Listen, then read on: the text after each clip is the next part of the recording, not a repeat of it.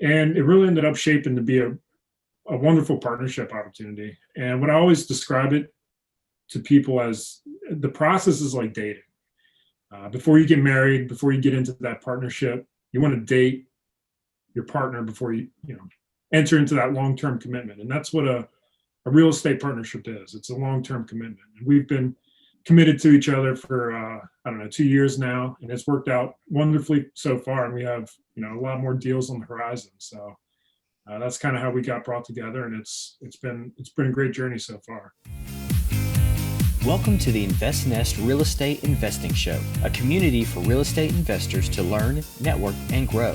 Be sure to join the investnest.com and start learning and earning today.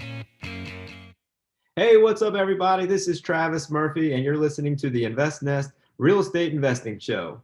Today is our holiday podcast party, so I'm really excited to have two of my favorite people joining me today. My real estate investing partners, James Rippeon and Todd Buckman, are going to be our guests, and they're going to join me on the holiday party and talk a little bit about what they do with real estate investing and what the three of us do together. So I'm really excited about the show. I think you guys are going to enjoy it.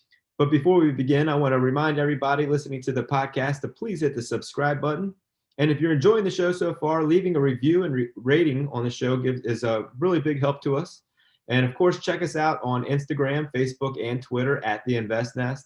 And if you haven't done so already, visit theinvestnest.com. You can create your free investor profile and start networking with other members on the website. All right, and now I'm going to welcome my two real estate investing partners to the show. We've got Todd Buckman joining us and James Rippeon. Hey guys, how you all doing? Thanks for joining me. Hey, thanks for having us, Travis. Absolutely. Did you guys have good Christmas and everything? Great Christmas. Had a good time with all the kids and family, and had some good food. Got some good presents. How about you, James? Yeah, same. Good time with family. Definitely ate too much food, drank a little bit too much beer, but it was a good time. Awesome. That's what we're supposed to do over the holidays. Relax, spend time with family, and enjoy ourselves. So good stuff. All right, well, let's dive right in. A little bit of background for our listeners out there. These two guys here are my partners in investing. We've been investing together for about 2 years, but I'm going to let them tell us a little bit about themselves before we get into our story. So James, I'll start with you. Tell us a little bit about yourself and what you've got going on right now with investing and in life. Sure. Yeah, no problem. So I'm an attorney by trade. That's what I do for my W-2 day-to-day job. I represent small business owners, small businesses, anything from contract to employment matters, corporate matters. So that's kind of my wheelhouse and what I'm doing on the day-to-day. And I, as of 2.5 years ago, got really into the idea of investing in real estate. So really tried to explore different avenues of getting there. It started with trying to get into buying vacant land. So I started doing mailers out to Frederick County where we live and seeing what kind of off-market deals I could find. And it all started to snowball from there. I didn't end up buying any deals from that, but learned a lot along the way. Ended up getting me to where I'm at now, which is having a couple different partnerships rolling at the same time. Principally with you guys. We've got that 8-unit that we just sold. We had some single families that we're trying to 1031 into a bigger deal right now. We've got a flip going. I just closed on 5 units with another partnership nearby in a small town. And then my fiance and I, we've got a single family down in Fayetteville, North Carolina that we rent out, and it's nice cash flow, super easy rental. Picked it up super cheap, and cash flowed from day one. Yeah, also I know you've got a lot of stuff going, and I'm gonna have you tell us a little bit more about that in a little bit, because you went really quick. You had not been investing, and from when the day you started to where you are now, you've accomplished a lot. So I want to talk a little bit more about that in a few minutes. But Todd, tell us a little bit about yourself. Give us a little introduction if you don't mind. Yeah, I'm a father and a husband. I got a great wife and 2 great kids. I'm also own a small business, landscape business. I've owned that for over 25 years. I have a real estate portfolio of some single family homes and townhouses and multifamily properties. turned 50, had a midlife crisis, bought an RV and a Harley, and I love to ski. I love to cook. Besides that, just love to travel and have a good time. Awesome. Very cool. And and Todd's got a different story. He's been doing real estate investing for a very long time. So we're gonna dig into that a little bit as well. But first, James, why don't you give us a little background on the three of us, and how we came together and, how we got started doing what we're doing. Yeah, for sure. So, it's kind of backwards way of getting to know your partners from what somebody would, I guess, typically think would happen. So the way it kind of worked out was, randomly, but fortuitously, Travis and I connected on Bigger Pockets, and that's where it all started. We were going through the forums. We somehow or another figured out that we lived close by in the same area, so we decided to get together and just chat. And it was I was working at a smaller law firm at that point, and I remember him Travis texting me, and he said, "Hey, do you mind if I bring another one of my, my partners that I do other deals with along? We just get together and chat." I was like, "Yeah, no problem." And I was a little, put off by it at first because I was bringing another guy to the meeting, someone I didn't know, wasn't really expecting it, and it ended up being Todd, and the three of us met at a coffee shop downtown in Frederick, and really hit it off. And I remember Todd being, he kept on poking. He's like, "What are your goals? Like, what do you want to get out of the partnership? What kind of things are you looking to do?" And what he was really searching for was an alignment of personality and goals and ideals with what we could do with our real estate business. And from that point on, we just kept in touch. We were looking at different markets all across the country, looking for different kinds of deals, multifamily, single family. We would shoot, text messages back and forth. We would get, some drinks, dinner, get together, talk. And it really ended up shaping to be a wonderful partnership opportunity. And when I always describe it to people as the process is like dating. Before you get married, before you get into that partnership, you want to date your partner before you, enter into that long-term commitment. And that's what a real estate partnership is. It's a long-term commitment. And we've been committed to each other for, 2 years now, and it's worked out wonderfully so far. And we have, a lot more deals on the horizon. So that's kind of how we got brought together. And it's been a great journey so far.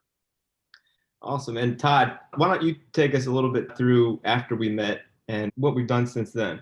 Well, after we met, we started searching for properties in a certain area of the country in the Triad in North Carolina. And we were looking for single family homes to buy and build up a portfolio of single family homes. And we did a pretty good job at it. We bought, I think, 8 of them, and they all turned out to be great rental properties. And we built a great relationship with the property management company down there, Mabe Realty. Shout out to Mabe. And then also to our real estate agent, Rick Godby. And, we just had a good time. We were renting the properties. Travis and I would go down there every once in a while and look at a new property, inspect it, come back, put offers in, and, it worked out good. And then, so we built that up, and then we ended up selling it, last week.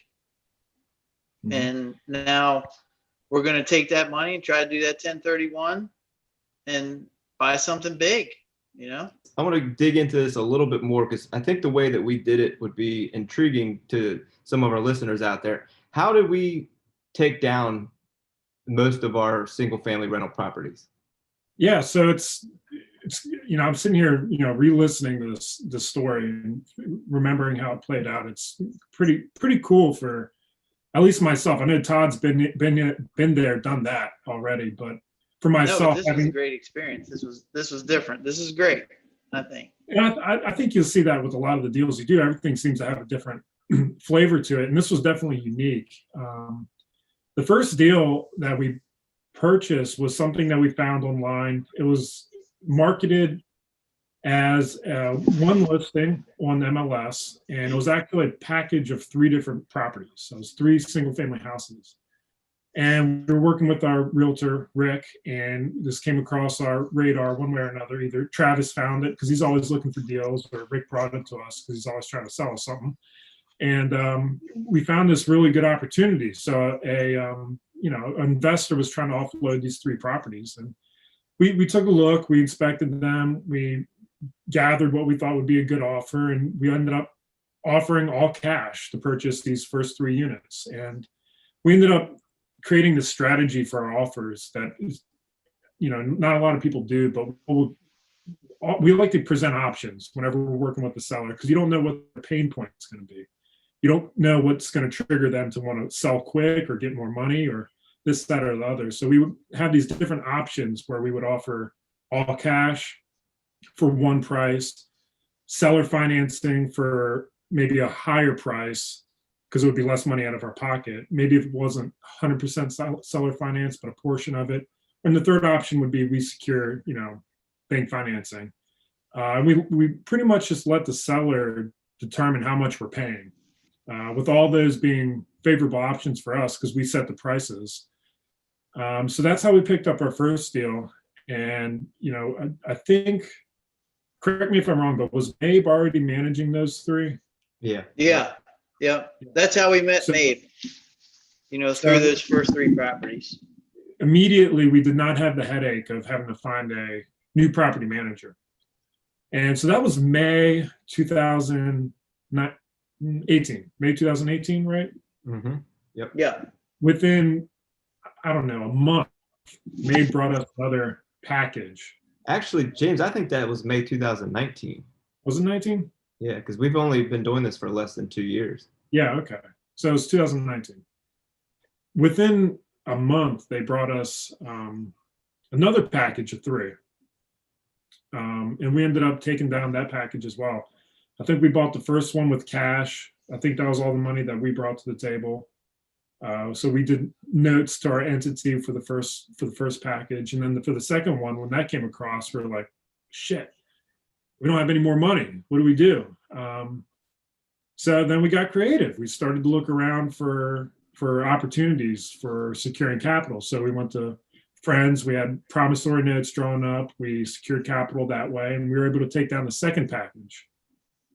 So before you know it, within a span of 3 months, I'm just a newbie investor. I had no idea what I was doing. I'm 6 units deep already, and kind of unsure of how things were going to play out, but I knew with Travis and Todd, it was going to work out well. And I can't remember when the third transaction came up, how long. I think that was was that the seller finance property? Yeah, exactly. So that was, I don't know how much longer after the first 6, but it wasn't long. It wasn't very long. Wasn't.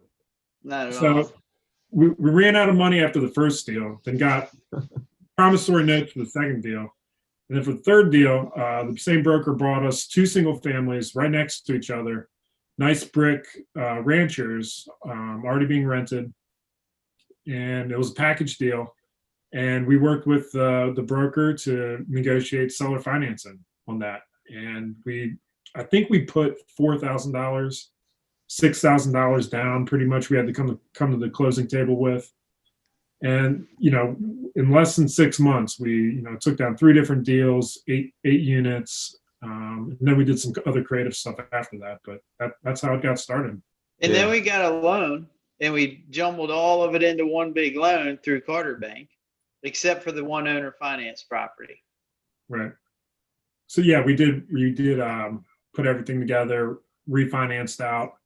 In hindsight, we probably could have pulled more money out if we were a little bit more patient, but I think we wanted to get our money back out so we could just start cash flowing and just have that asset performing.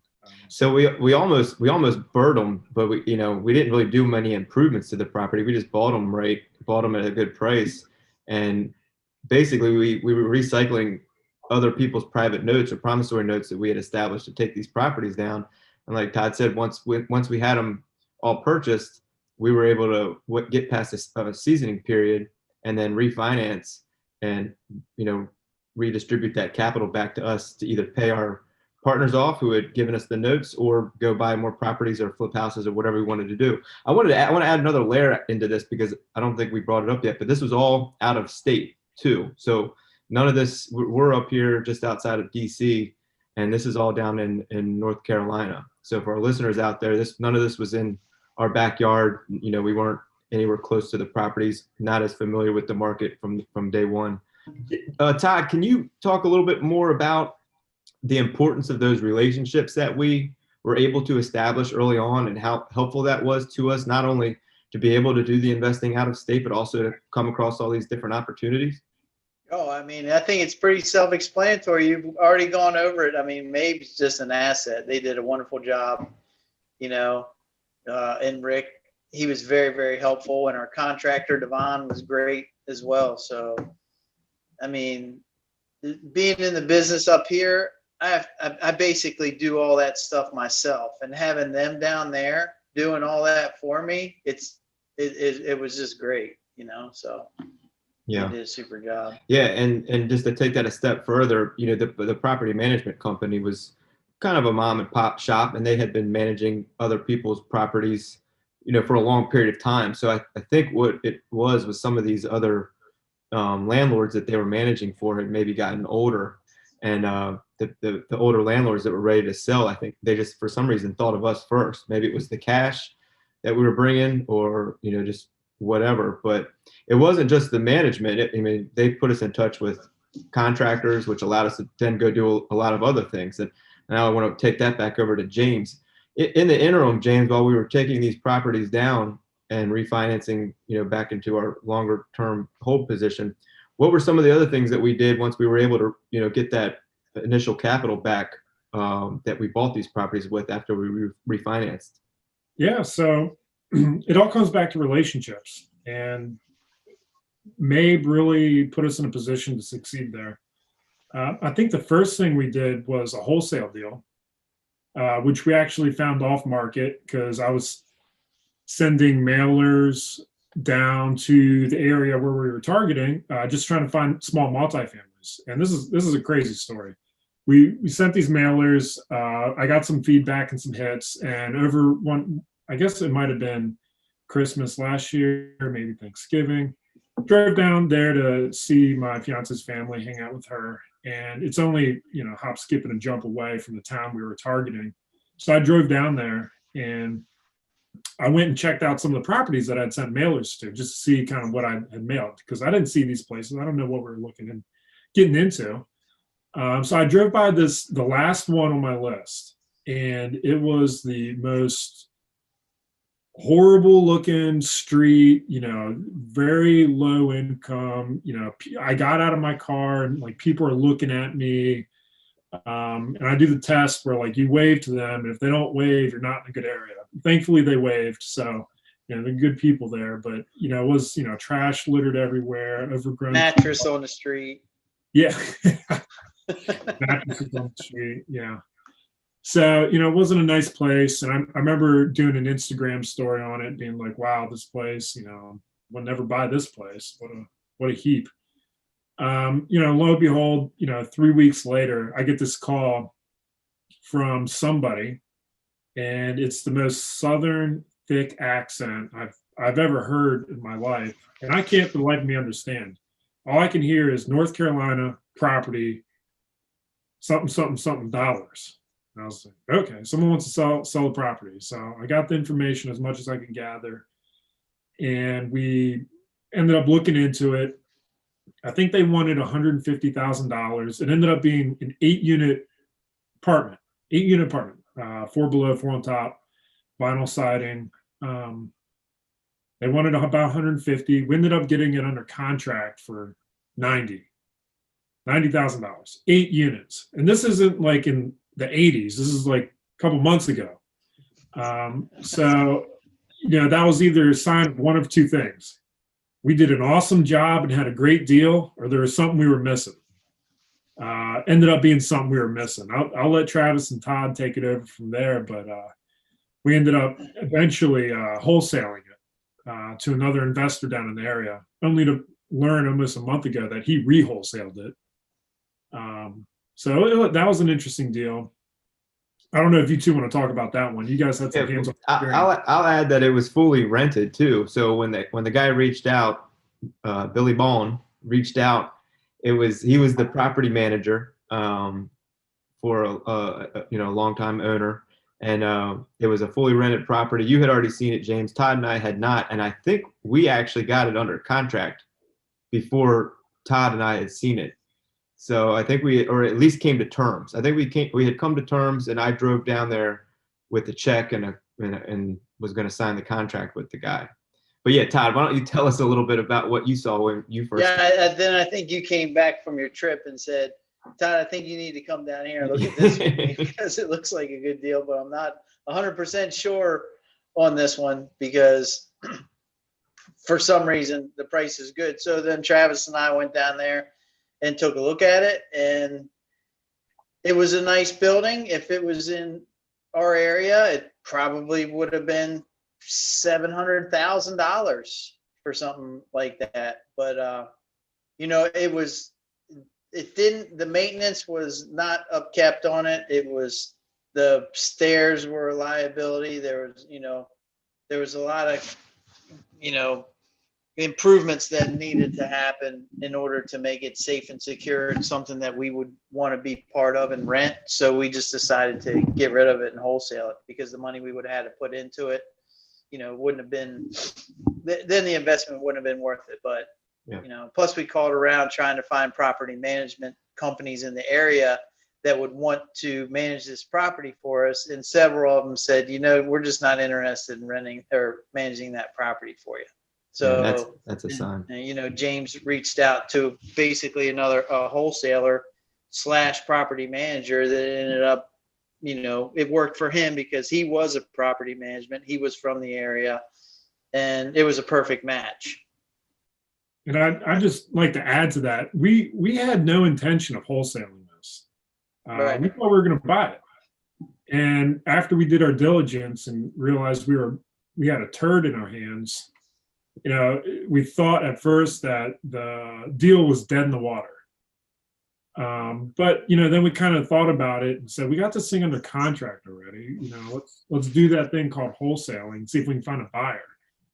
So that's kind of what just spurred that. We didn't have the intention of doing anything with it, but we just kind of made it happen. So we started reaching out and seeing if there was somebody who could make the opportunity work. And that property manager / investor / real estate agent lived down there. He had contacts and contractors, and he could self-manage it and make it work. I think the rents were about $350 a unit. Someone was paying $300 because he cut the grass, or was supposed to at least. That place, it cash flowed. Yeah. Yeah. For sure. I mean, I'll add to that a couple of things, because I know people might be thinking, okay, deferred maintenance, low rents, this sounds like a value add opportunity, right? But I think what we learned as we dug into it further, to Todd's point, it was cash flowing, and it potentially was an opportunity for a value add.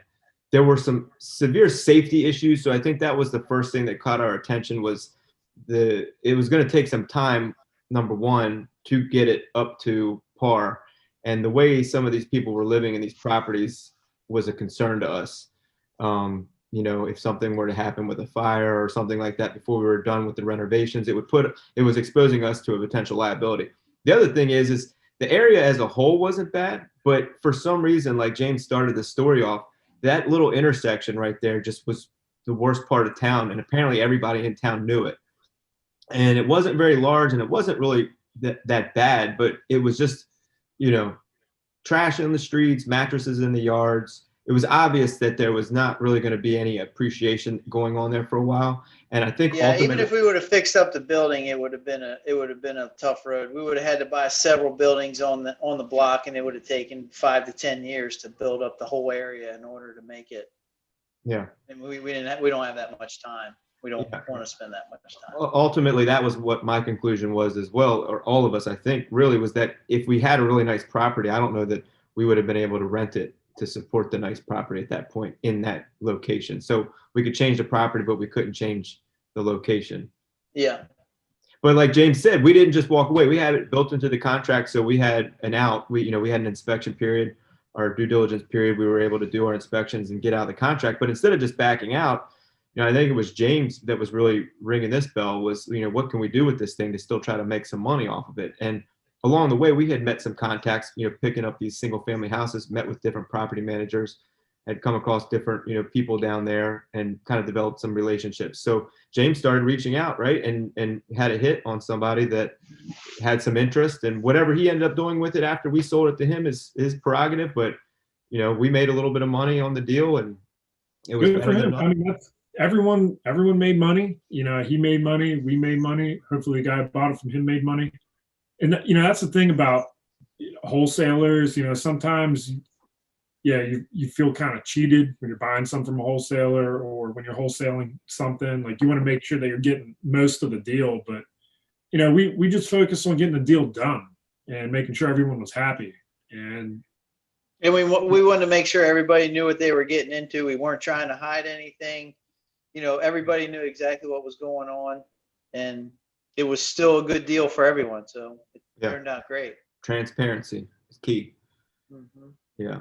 And like James said, we're not wholesalers. We had no intention of wholesaling this property. It was an opportunity that we had, and it wasn't working the way we originally intended it. So we pivoted and still made an opportunity out of it, which is, I think, pretty cool.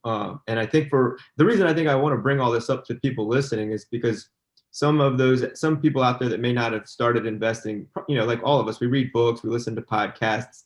And I think a lot of times we think it's a certain script that you have to follow, which in reality, and I want to kind of close out with this in a few minutes, James, with you, and then also talk with Todd about comparing what we're doing now to what he's done in the past. But, once you get started, there's not really a script, right? There's always going to be surprises, and you've got to try to make the most of the situation. And sometimes it doesn't work the way you intended it to, but that doesn't mean it's necessarily going to work out bad for you either. Real quick, I want to talk about two more things just with what we've got going on. Number one, we did a couple of actual house flips, and I'll let Todd kind of take this one back to the relationships that we established down there in North Carolina and how that allowed us to actually flip homes down there, being up here in Maryland. Can you just tell us a little bit about, what we did with flipping homes? Yeah, basically, Mabe Realty brought us some houses. Hey, do you guys want to buy this house?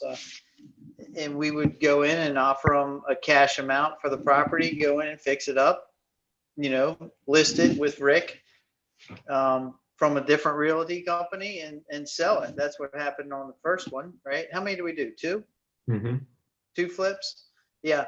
And then on the second one, we May brought us the deal, and then we went through their realty company to sell it as well. And Devon helped us with fixing all the properties up, and that turned out help us get a little bit of cash flow going. And so that worked out nice. Yeah, and it's kind of reset too, that relationship with Mabe. It wasn't just the fact that they were managing our properties. They're also realtors, so they were throwing us deals that they saw hitting the market or from their older tenant or older landlords that were selling. But they also put us in contact with their contractor who did all their maintenance. And we were able to develop a relationship with him, and a pretty good relationship with him. And that's what allowed us to, since we're in Maryland and not North Carolina, we have contracting background, so we could get our eyes on it, come up with a plan of what we thought should be done, but then meeting with the contractor down there, getting us a price from him and let him turnkey the whole renovation to it. And, we had our connections down there, a realtor, Rick, who was able to give us really accurate ARV comps of what he thought we could sell it for. And, we looked at the numbers to see if we could make it work. This is what it's going to cost to renovate it from our contractor. This is what we think we can sell it for from Rick. And this is what we offered to the seller through Mabe. Right, which is totally different than we would have done it around here. Around here, Travis would have been up there. I would have been up there micromanaging the whole construction process and, talking with the plumber, talking with the electricians, talking with the flooring guys, the hauler, the whatever. We'd be doing it. Down there, it's more of a hands-off approach. Here it is, give us a price to do the whole project. We run the whole spreadsheet. Hopefully everything works out. Account a little bit of a percentage for overruns, and it was more of a business than it is around here. Around here, we're more like a general contractor trying to make a little bit of money. Mm-hmm. You know, And I'm wondering who it was harder for, Todd or myself, going out of state. I'd never done a deal before, so it kind of felt intimidating to go out of state. But he's done plenty of deals, and he might have felt intimidated by not having all the control that he's used to having and making sure everything works perfectly. And I bring that up to make it a point that a lot of people are intimidated by going out of state, but it's a lot easier if you meet the people that you can rely on, and you have to focus on forming those connections. And once you do that, you can have confidence through them. yeah, I talk about it all the time. Get out to local real estate meetups, get online, reach out to people through the Invest Nest, social media, whatever. Just start meeting people in real estate, developing relationships, getting contacts, getting networked. And regardless, even if you don't have any investments where some of these contacts would make a difference, you meet other people out there that might be looking for a partner like we did. And, from there is potential opportunity. So it's not going to happen if you don't get up and take action. And I'm going to kind of close out with that in a minute also. But I guess, James, why don't you take us into where we are right now with our the three of us journey, and where we're kind of going from here. What's our next goal and what's our next step? Yeah, we've got our backs against the wall right now. So, we're trying to fight our way out of this corner that we have ourselves in. That being, we just sold our 8 units, and we have our money tied up with an intermediary for 1031 exchange, and we're looking for that next deal. It's right now, it's a hot market. Every broker we contact, they say, we don't have a pre-existing relationship with you. Too bad, so sad. We have these clients that are going to buy immediately, and they buy it off market. It's hard to come by a deal right now. So right now we're looking off market. We're sending out mailers, some of the same strategy we did to fund that first 8 unit. And we've had a couple nibbles, nothing coming through the pipeline yet, but we're on a 45-day, clock to get the property identified. So right now we're looking for $1 to $2 million multifamily assets, Ohio, North Carolina, and other geographical, areas if they come through the radar for us. Yeah, and just to reset that, the 8 units that James is talking about we sold is not the wholesale. That's our portfolio of single family rentals. So after we accumulated the 8 single families over the 18-month period, we went ahead and relisted them with a commercial broker and just sold all 8 of them to one other investor and just closed on it recently. So our 1031 exchange clock has started to count down. And Todd, can you give us a little bit more insight on what it is that we're looking for, where like the type of investment and kind of, I guess, why we're moving from the single family into what it is we're looking for now? Well, right now we're looking for a larger over-under style building that has, maybe 2 to 3 floors with a, main entrance with apartment on the left, apartment on the right, go up the stairs, apartment on the left, apartment on the right, brick building. And, it would be nice to have, 30 units, 3 10-unit buildings in one spot, or, 2 14-unit buildings.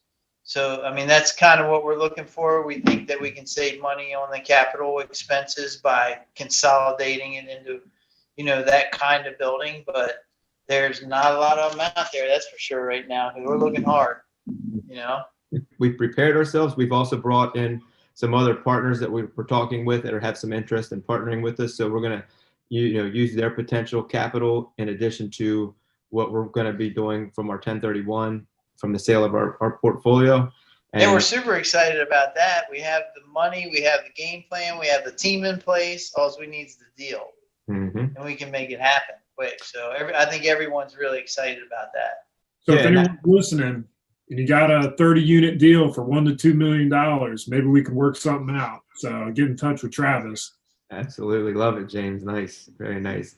So, so like Todd said, we have everything in place. It's about finding the deal. And what James just said, we're putting our calls into brokers. We're sending off, we're sending mailers in case we can find something off market. But this is the other part that people talk about in the books and in the podcasts. You have to continue to make offers and analyze deals. And the more I realize for myself, the more I'm analyzing deals in other markets that we haven't invested yet, and even in a different asset class than we've invested yet, I'm just getting better at looking at the deals and getting better at analyzing the numbers. And you start to see what looks like a better deal than what's not such a good deal. So we're in the midst of that process right now. I just wanted to point that out to our listeners, that it's, it's not just you do this, you do that, you buy something, you sell it, whatever. We're in the grind right now. We're trying to find that next opportunity, but we have put ourselves in position to take advantage of it once we do. And how long has this been? It's been a year and a half, right? We're almost to 2 years. Yeah. Almost to 2 years. So anybody out there is thinking, oh, I'm never going to do it. I mean, us three, like I had some experience with it, but James and Travis didn't have a lot, Mm-hmm. So by us three getting together, bam, we did it a lot. So I'll add to that. It's 2 years of investing in property. It's 3 years of knowing each other and getting to make sure that the partnership's going to work. I hear a lot of stories about people getting into partnerships immediately, especially as an attorney. Things blow up quickly. Not only when things go wrong, but when things go right. When there's money on the table, people kind of forget what they agreed to. So you really got to make sure you're working with good people you can trust with everything. And yeah. No, that's a good point. And that's kind of what I want to close out with now a little bit, now that we've kind of talked about, how we came together and what we've been doing. James, I know when we first met, like you said, before we actually started investing, the three of us started meeting, almost every other week, I think, for several months, just talking about real estate, talking about the different ideas we had about how we could invest in different things. And it slowly just took shape into, we agreed on a strategy and what we wanted to implement. But before you started doing that, James, you had told us that you had been wanting to get into real estate investing for a while, and you had not taken that first step. And I know you preach a lot about, obviously educating yourself, but taking action and, not having that limiting belief that you can't do it. You hear other people doing it, but for some reason we hold ourselves back. Can you talk a little bit about some of those feelings that you might have had before you got started, and then now in hindsight, now that you've done what you're doing now, what your thoughts are on that? Yeah, for sure. I spent, 3 years learning and did nothing in that period of time, from 2015 or so, really starting to expand my mind into the real estate, field, and took no advantage of that opportunity. And it wasn't until I really started reading certain books about taking action and just making things happen that things started to happen. You can't educate yourself into a point of taking action, and it just doesn't happen that way. You just need to be able to take those risks, be willing to waste your time, and be able to learn from those mistakes, because without that commitment of time and that effort, nothing's going to happen. Unless you have all the money in the world, you can just invest in other people's deals. You're not going to find the partners you want unless you're taking the risk to go on to some random website, meet with random people, meet at some random place and grab coffee and date them for a year. Once you take that action, that's not going to happen. Unless you're sending those mailers to 300 properties, hoping that 2 or 3 of them call you back and you get one under contract, the action's not going to take place. You're not going to find a deal. Unless you're calling up all these brokers, getting in their face, telling them that you're a closer, you have the money, ready, willing, able to make the deal happen, nothing's going to happen. So you really just got to be willing to spend the time to make what you want to happen. And I think that we as a collective have been great at that. We each contribute our respective talents to making that dream come true. So I don't let yourself be your own enemy. I think that's principally, what I've learned. Anything that I wanted to do, I just had to take the first step. And everything, like even today, going to the gym, hard, super hard, difficult. But me thinking about going to the gym isn't going to help me. I got to go. So I went this morning, got to the gym, felt much better about myself, and it picks up that momentum. So you just got to take action, even if you think it's futile. Analyze one deal a day, call one property manager, just have those tasks and those action items that you can chip away at until something starts to manifest. Yeah. Speaking of taking action and figuring out a process and where we're going, Travis, where do you think we're going to go in the next 5 years? Where are we going to be? So the three of us have evolved our goal, I think, from when we first started. I think it's been a fluid goal, I guess you could say. I think we always have like a loose plan. We all have the same overall objective, and I think that's to get to scale with a large number of cash flowing units, and ideally that would be different apartment buildings.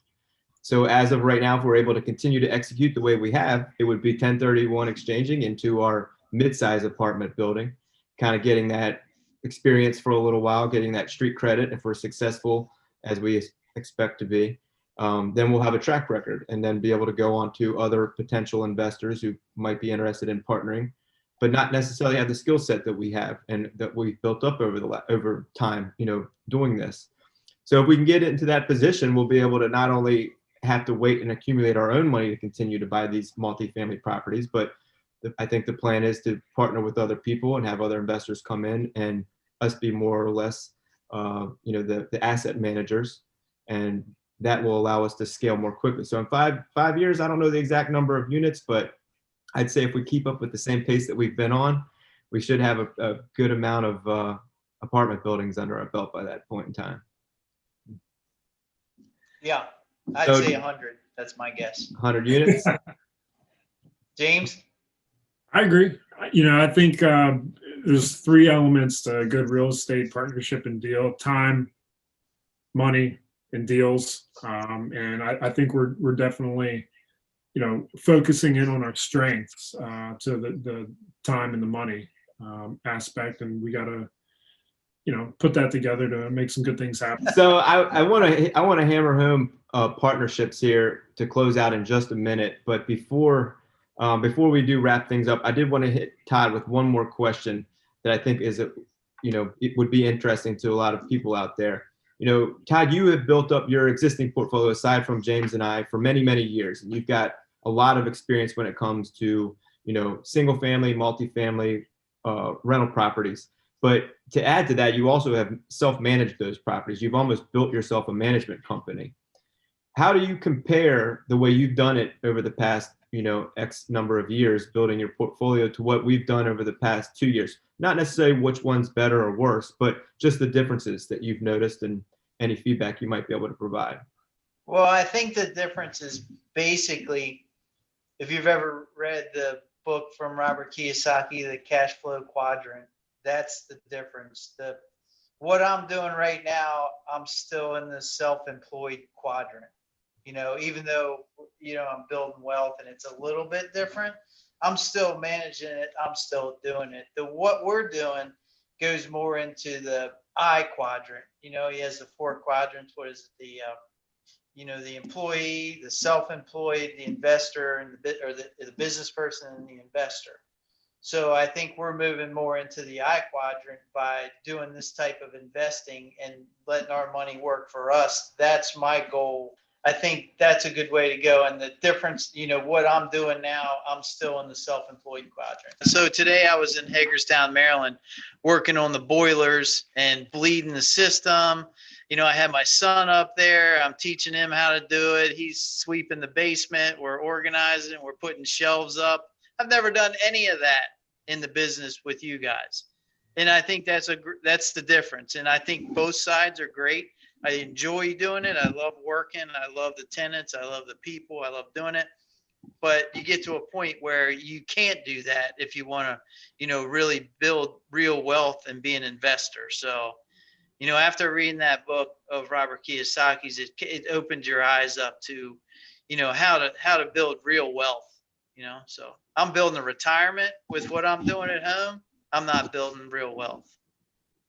Yeah, and I think, like I said, there's not really a right or wrong way, but no. I think the way we're doing it, the approach is that we could scale quicker versus what you did. But the obvious benefit to what you've been doing over the years is building a ton of experience, which really is invaluable when it comes to this kind of stuff. So, and that'll kind of lead me to the last topic, which is really just partnerships. And the three of us, how we all have kind of different backgrounds and different areas of expertise, if you want to call it, and even experience.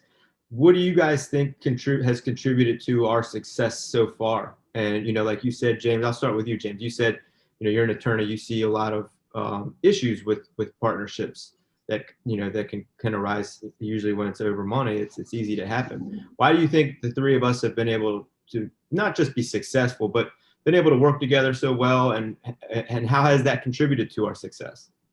Communications, that's key. And I kind of hinted at this before, communicating before you get into the partnership, understanding what everybody's personalities and goals are, making sure they're aligning, and communicating throughout the process, making sure that everybody's goals are moving down the same path. And of course, you're going to fork. You're going to learn that you want to do something else, even as a partnership, everyone's goals are going to shift, but it's fine to have that divergence. You just need to make sure that what the project is that's in front of you, everyone's on the same page moving forward.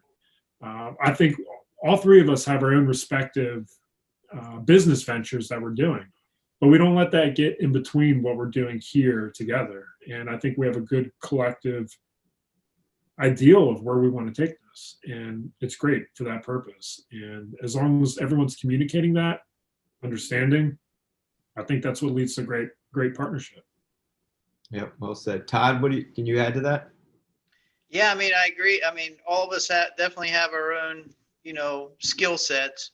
Mine's pretty much experience and the hands-on approach and the back of the envelope math, saying, I think that'll work. That building sounds good. 33 units, $550 a unit. That sounds pretty good. Travis is more like, this is what the investors are going to get, their returns, James is looking at the contract going, I don't think we should sign this. Maybe we should change this contract a little bit. So it's really, it's a really well-balanced partnership that if one person had all these skill sets, he'd be super rich, but I don't think anybody's got that. So. Yeah. I'll say this much too. I've tried a lot of business ventures. I'm only, 28 right now, so I'm pretty young. And I've tried a lot of things that, informally that have failed utterly. And I think the common theme for any success that I've experienced is surrounding myself with good people, because I cannot trust myself to do everything well. So, to anybody who's getting into the game of investing or business, I really stress, finding good people to surround yourself with. If it's not only just a partner, it's your attorney, your accountant, your consultant, people that you can really rely on. If it's an informal partnership, like one of those relationships. They also become informal accountability partners as well. Exactly. And I think that's the key, is accountability. Honestly, that's what it comes back to for me, because I'll slack off on XYZ unless I know someone's counting on me to get it done. A lot of times I'll have emails come into my inbox for prop, and I really try not to put those off, because I know Travis and Todd are counting on me to get that done. If it was just me, who knows when that stuff would get done. So I think partnerships really, and accountability, add to success. And it just compounds on each other. Even if you have to give up a little bit of equity, if you can work up a good deal with people to have a long-term vision, it's well worth the time and the sacrifice. Yeah, absolutely. And that's kind of what I want to close out with. Just, the fact that I don't personally, I know I wouldn't be where I am with regards to real estate investing if it wasn't for you two guys. Not alone just what you both bring, but just like you said, pushing each other, that kind of reluctancy, I think, to take a dive into something, and unless you have that other person there sometimes that just bounce the idea off of, or if they agree with you on it, and it gives you a little bit of confidence boost. So I think I talk about partnerships a lot on the show, and I wanted to have you guys on, not just to have a fun holiday show, but just so that the people out there, just so that the listeners can hear firsthand that, what I talk about on the show, what I talk about on the podcast a lot is true. I find it true that the partnership between the three of us is actually what's enabled us to come this far so quickly. So, if it was just me, if it was just Todd, if it was just James, I have no doubt that any one of us would be successful. But I think the three of us with our different skill sets, accountability to one another has driven us to this point and gotten us, helped us get to this point. So I kind of just wanted to thank the both of you guys. I don't think I could have found two better partners. I think that the team that we've built is a special one, and I'm very pleased that we've gotten this far, and I'm very excited for what's to come. Okay, and before we wrap up, James and Todd, if any of our listeners out there want to connect with you guys or find out more about what you're doing, is there a place that they can find you? James, I'll start with you. Sure. Yeah, you can hit me up on Instagram. I'm James_Rippeon. You can shoot me a message or get in touch with me there. All right, Todd. Yeah, you could reach out to me at P.O. Box 1, Mt Airy, Maryland, 21771. I'm not a big social media Instagram guy, but I'd love to get a letter from you. P.O. Box 1, Mt Airy, Maryland. You got number 1? You got it, buddy. Oh, man. That official snail mail, the official snail mail. So, all right, I'll put the links in the show notes for James and Todd's P.O. box down in the show notes. So if anybody wants to reach out, you guys just scroll down and you can find them. And with that, I want to wish you guys, I hope you had a good Christmas. Happy New Year. Wish you guys Happy New Year. We could go on and on. There's so many things that we left out in our story. The relationships, like you said, James, not just with the people out of state, but our accountant. There's a lot of different things that we could talk about. We're gonna go ahead and wrap this show up. I want to thank you both for joining me, and I hope you guys both have a happy New Year. And I'm excited. Same to you, Travis. Same to you, Travis. Thanks for having us. Yep. All right. Thanks, guys. And I also want to thank all of our listeners for joining us again this week. I hope you enjoyed the podcast today. I had a really good time with Todd and James joining me. I hope you guys enjoyed hearing a little bit about our story and what we've been able to accomplish. So thanks for joining us. I hope you enjoyed it. I also want to wish everyone a happy New Year. I hope everybody had a safe and fun Christmas. Everybody's having a good holiday season and staying safe. So happy New Year, everyone. I hope everybody has a great 2021. Thanks again for joining me. As always, I'm your host, Travis Murphy, and you're listening to the Invest Nest Real Estate Investing Show. I'll see you next year. Thank you for joining us on the Invest Nest Real Estate Investing Show. Be sure to join the investnest.com and start learning and earning today.